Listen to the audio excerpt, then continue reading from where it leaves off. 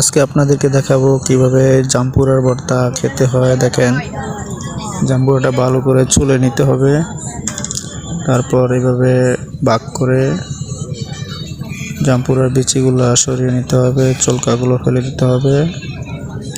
তারপর জাম্পুরাকে এভাবে খুলে ভালো করে ঝরঝরা করে নিতে হবে।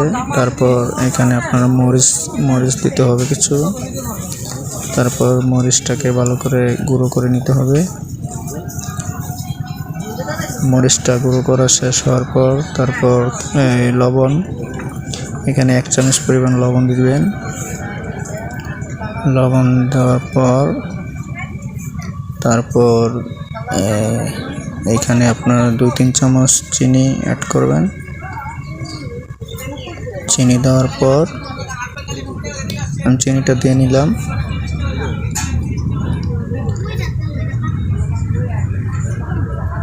এখানে 3 চামচ চিনি দিলাম। চিনি দেওয়ার পর ভালো করে মেখে নেব। ভালো করে মেখে ভালো করে ছাড়িয়ে নিতে হবে। এখানে ভালো করে যত মাখবেন ততই এটার টেস্ট বাড়বে। এখন আমি খেয়ে নিব, দেখি কীরকম স্বাদ।